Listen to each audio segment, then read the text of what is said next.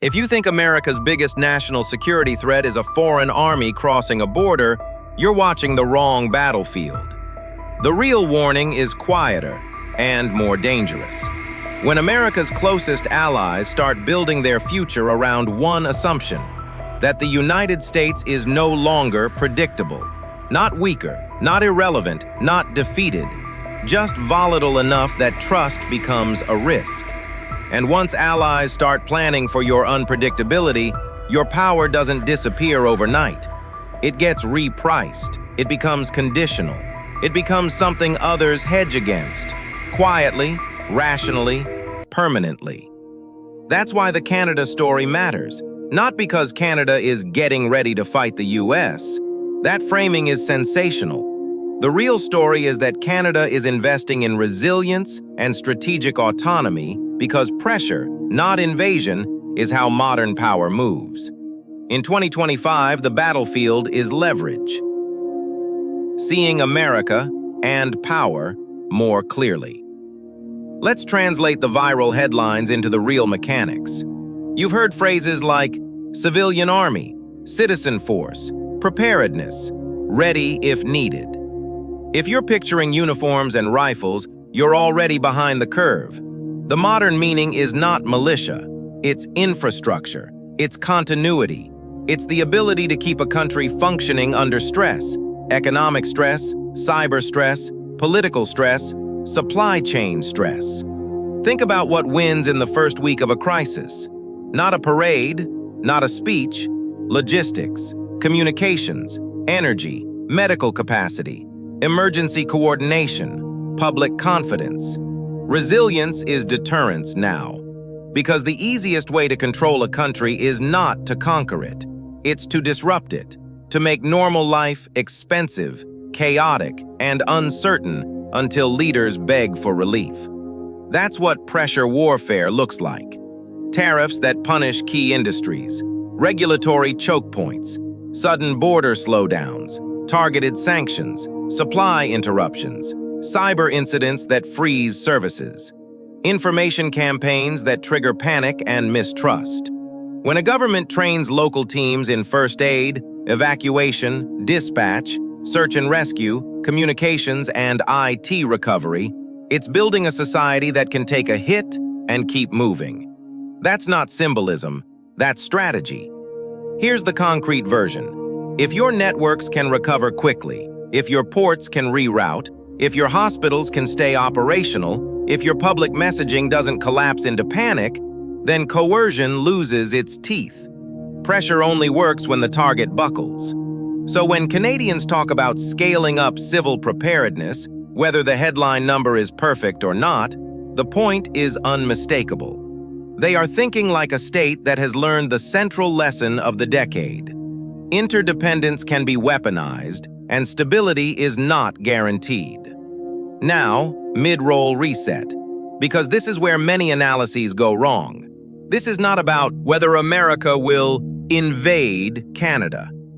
The more plausible conflict is something far more boring and far more powerful: economic and technological leverage. The kind of leverage that doesn't need a declaration of war. The kind of leverage you can deny while it works. And that brings us to a second piece of this story that people keep misunderstanding: the fighter jet debate.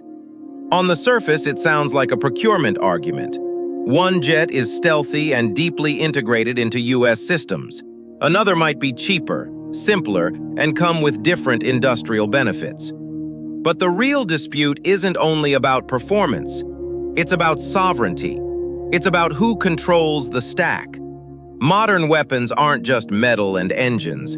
They're software ecosystems. They rely on constant updates. They depend on parts pipelines. They integrate into intelligence networks.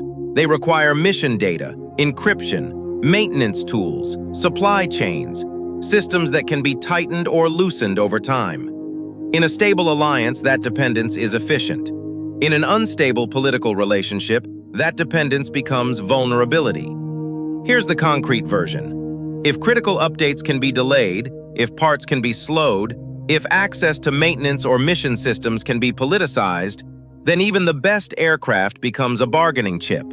And even if nobody plans to do that, the mere possibility forces a rethink. Strategic planners do not bet the country on good vibes. They build options. This is the hidden cost of U.S. volatility. It doesn't just change policy, it changes how allies interpret risk. It changes how they buy, build, and align. And once that shift begins, it tends to accelerate. Because trust is not binary. Trust is cumulative. When it starts slipping, countries don't wait for the next shock. They hedge before it arrives. Now let's talk about the part that should hit American viewers the hardest. This is not primarily a Canadian story. It's an American story. Canada is the mirror. Canada is the early warning indicator because the relationship is historically intimate. Trade, defense, culture, geography, and decades of integration. If the closest relationship in America's neighborhood starts to develop strategic friction, what do you think the rest of the world is doing? This is the pattern. Allies don't announce a breakup. They quietly build insurance policies. They diversify supply chains. They deepen other partnerships. They strengthen domestic resilience. They reduce dependency by degrees, not by speeches. And the tragedy for America is that this can happen even while the U.S. remains the strongest military and the largest economic hub on Earth. Because the question isn't only, is America powerful? The question is America reliable? Reliability is what turns power into leadership. Without it, power becomes something else, something closer to intimidation. And intimidation might win a concession today, but it tends to lose a partner tomorrow. Here's another retention reset. The scariest part is that no invasion is required for the order to change. No missiles, no tanks, no dramatic moment, just repeated uncertainty. Credibility is a price. The world prices U.S. credibility based on behavior over time. Policy consistency, institutional stability, treaty reliability, predictable enforcement, and restraint with leverage. When that price drops, countries respond like rational actors. They reduce exposure. That's how influence fades in the real world. Not with one humiliating defeat, but with a decade of accumulated doubt. Not collapse, drift. Not explosion, reallocation. So what is driving this? You can't understand it without looking at U.S. domestic politics. America is operating under a newer incentive structure. Outrage is rewarded, humiliation is celebrated as strength, and institutions are treated as obstacles rather than guardrails. Foreign policy becomes a domestic performance. Alliances become props. Trade becomes a weapon for applause lines. The language escalates because escalation sells. And language matters, not because every sentence becomes policy, but because rhetoric builds permission structures. When leaders describe neighbors as threats, thieves, or contaminants, it primes the public to accept punitive measures. It turns disputes into moral dramas. It justifies pressure as protection. Even if the facts are debated, the frame is sticky. And once the frame is sticky, the policy window shifts. This is how pressure warfare becomes politically easy. You don't say, "We're using coercive leverage." You say, "We're defending our people." You don't say, "We're destabilizing a partner." You say, "They had it coming." That's why Canada's response, resilience planning, autonomy debates, diversification, should not be dismissed as media hysteria. It's a rational reaction to a reality that many countries now accept. U.S. policy can swing sharply, and those swings can have real economic consequences. Now let's widen the lens again, because there's one geographic arena where this entire story becomes even more serious: the Arctic. Most viewers still think of the Arctic as distant ice, but in strategic planning, the Arctic is rapidly becoming an operational corridor. Shipping routes, resource access, undersea cables, surveillance platforms, airfields, ports, and military positioning. And in the Arctic, the line between civilian infrastructure and military capability is thin. A runway is commercial until it isn't. A port is trade until it becomes logistics. A satellite link is research until it's surveillance. Canada is central there. The US is central there. Russia is already operating there. China's interest is persistent. That means Canada is facing external competition in the north while also needing stable coordination with the US for continental defense. If that coordination becomes politically uncertain, Canada has to build redundancy, not because it wants separation, but because it can't afford fragility. This is realism, not betrayal. And it connects back to the main theme, leverage. Because in the modern world, leverage is not only military. It's supply chains, it's critical minerals, it's energy flows, it's technology dependencies, it's the ability to cut someone's access to what they need to function. That's why trade disputes are no longer just economics. Trade is national security. Tariffs are political weapons. Industrial policy is defense policy. Supply chains are strategic terrain. Here's the concrete version. If you can hit a neighbor's core industries, autos, steel, manufacturing, energy, you can create domestic political pain. You can weaken leaders. You can force concessions. You can also provoke backlash and long-term decoupling. But either way, you are using economic power as coercive leverage. And once that becomes normalized, everyone starts planning around it. Everyone, allies and rivals alike.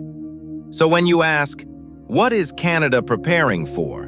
The best answer is, Canada is preparing for the world as it is, not the world as it used to be. A world where interdependence is being reinterpreted as exposure. A world where domestic politics can reshape foreign policy overnight. A world where the US is still the dominant force, but no longer automatically treated as the stable center. Now, plot twist. This is also a warning for Americans who think toughness means maximum pressure.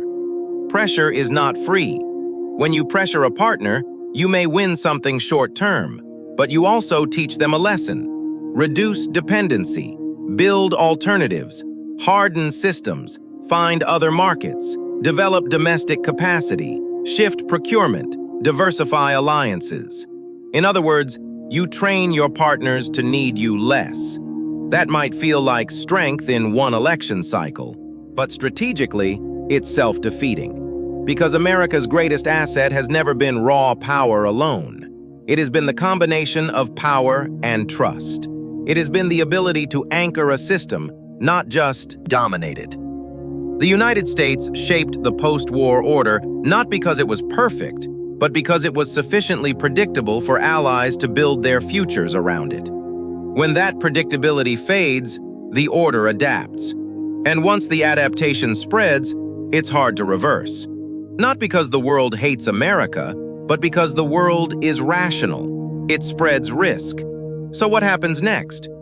There are two broad futures. In one future, the US stabilizes its signal. It reaffirms alliances through consistent policy. It fights ferociously at home, but behaves predictably abroad. It resolves disputes through institutions rather than humiliation. It uses leverage responsibly, understanding that trust compounds and fear backfires. In that future, allies don't need as many insurance policies. The system becomes less brittle. In the other future, foreign policy remains a domestic performance sport. Alliances become conditional. Trade becomes punitive theater. Institutions weaken. Rhetoric escalates.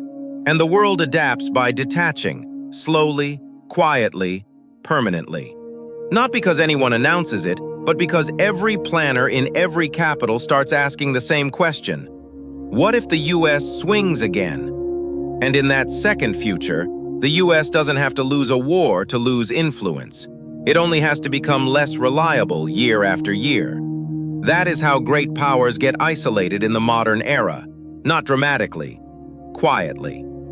Now, a critical note, because we're aiming for clarity, not sensationalism. Some political media sells this story like a thriller. Canada prepares for war. That's the cinematic version. The strategic version is more serious. Canada is pricing risk. It's hardening against coercion. It's investing in continuity. It's reconsidering dependencies. It's building options. And the fact that Canada would even feel the need to do that should be a wake-up call for Americans, regardless of party. Because you can argue all day about which policies are right, but if the United States becomes a variable instead of a constant, that affects everyone. Jobs, markets, security, alliances, and the country's ability to shape outcomes without force. Leadership is not only what you can do, it's what others believe you will do, consistently. So here's the bottom line. Canada is not the headline. America is. Canada is the mirror reflecting a shift in how U.S. power is perceived. When your closest ally starts building insurance policies against your unpredictability, that is not a Canadian panic. That is an American signal problem. America can still lead, but leadership in this era requires more than strength. It requires coherence. It requires predictability. It requires institutions that outlast cycles. It requires discipline with leverage, because leverage without restraint becomes a trap that trains the world to exit your orbit. Seeing America and power more clearly. Now I want to hear from you, and I want you to be specific. If America's closest allies are quietly building insurance policies against U.S. unpredictability, is that smart realism or a dangerous overreaction that could make the world less stable? And here's the sharper follow-up. What matters more for American power, being feared or being trusted?